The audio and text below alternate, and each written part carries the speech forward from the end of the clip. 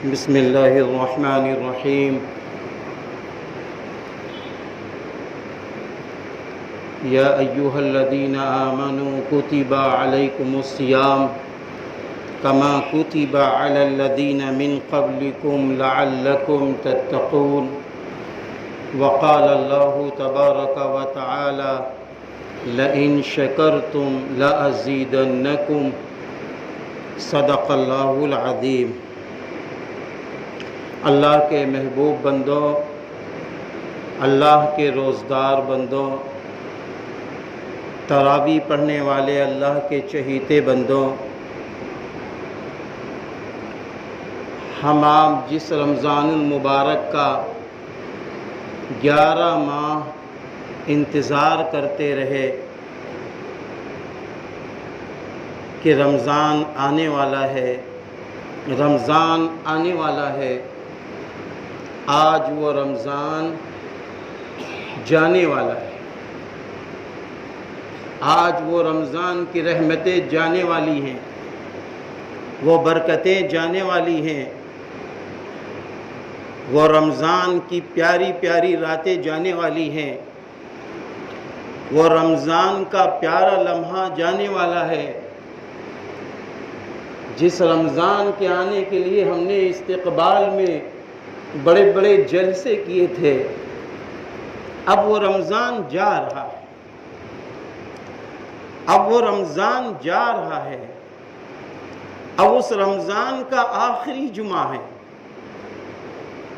اب وہ رمضان کا آخری جمعہ ہم سے جدا ہو رہا ہے۔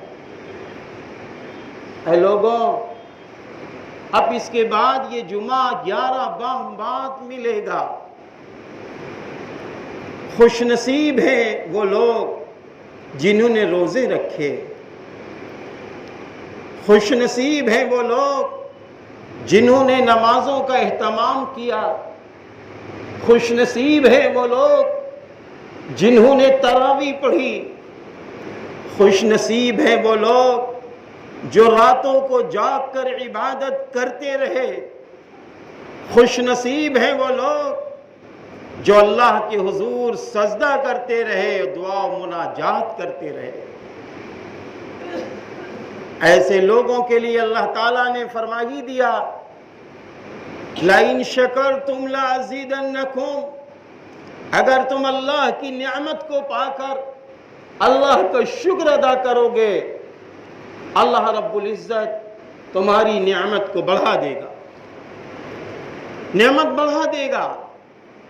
جو ایمانی نعمتیں مل جائیں، جو اللہ کے حضور سجدے مل گئے ہیں، جو اللہ کے نام پر روزے رکھنے کی توفیق مل گئی ہے، ان سب پر اب ہم کو شکر ادا کرنا ہے۔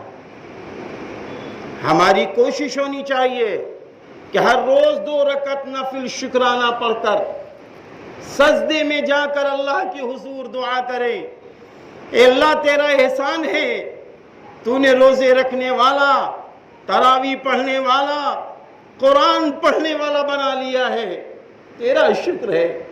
آپ کو معلوم ہے روزداروں کی قیمت کتنی بڑی ہے؟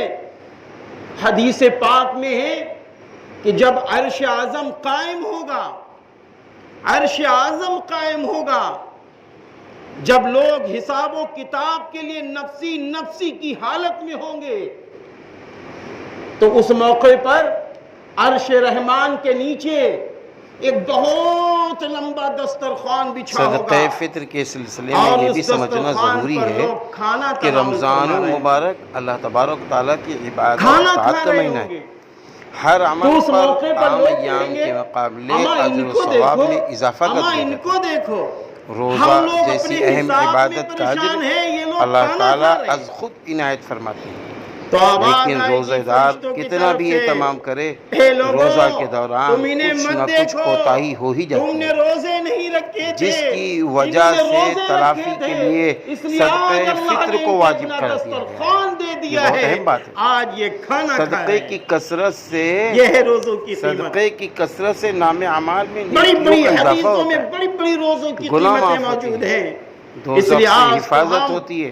شکرانہ اللہ کا ادا کریں۔ فطر ہر شکرانے کے مسلمان ساتھ مرد و ساتھ یہ عورت بھی پر ہے واجب ہے کہ جیسی آزاد عبادت ہو تھی یا ویسی نہ غلام، ہو سکی۔ بالغ ہو یا نہ بالغ۔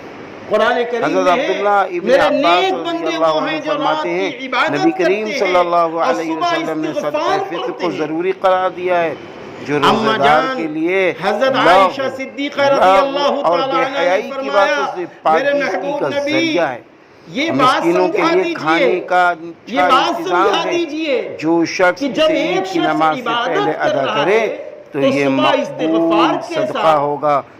آپ اس صلی روایت اللہ سے علیہ معلوم ہوتا وسلم ہے نے کہ فرمایا صدقہ فطر عائشہ کے واجب ہونے کے دو بات یہ مقاصد ہے ہیں۔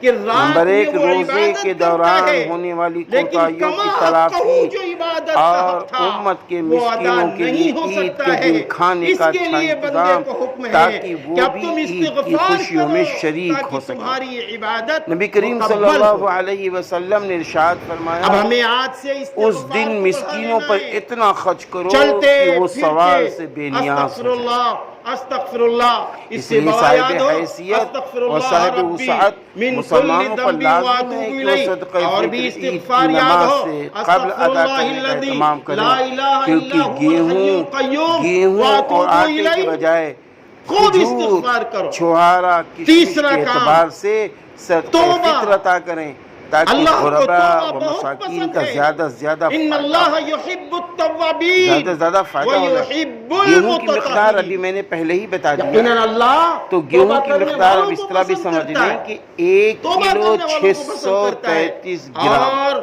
اس کو خوب 1 پاک کلو و صاف کر دیتا ہے۔ 633 گرام۔ اس لیے آج کے بعد اور سے اگر کوئی شخص ہمارا آٹا تیسرا نکالنا چاہتا کام، ہے چوتھا کام تو یہ ہے 1 کلو کہ آپ 633 استغفار کے گرام، ساتھ ساتھ ٹھیک توبہ، ہے بھائی، کوئی اپنے شخص جو گناہوں پہ نکالنا شرمندہ چاہتا ہو ہے جائیں تو یا 3 اللہ کلو تو نے ہم کو رمضان دے 266 دیا، گرام نکالے۔ ہم نے جو گناہ چھوہارا کیے وہ کوئی معاف شخص کر نکالنا دیجئے، چاہتا ہے ہم سے تو جو گناہ 3 ہوئے ہیں کلو معاف کر دیجئے۔ 266 گرام میں اپنے نکالے گا۔ گناہوں پہ شرمندہ کھجور ہوں کوئی شخص اور نکالنا آئندہ چاہتا ہے گناہ نہ کروں گا۔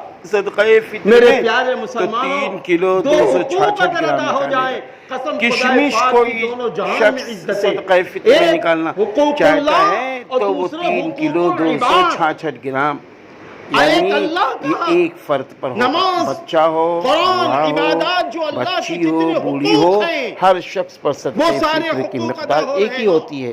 دوسرے کوشش کرنا بندوں کے چاہیے بھی کہ جو حقوق ادا امیر ہو لوگ رہے ہیں ہوں، وہ ہمارے زیادہ سے زیادہ معاملات بھی اچھے ہوں، مقدار میں ہمارے اخلاق بھی غریبوں کی اچھے ہوں، مدد کریں، ہمارا مدد انصاف بھی کریں۔ اچھا ہو۔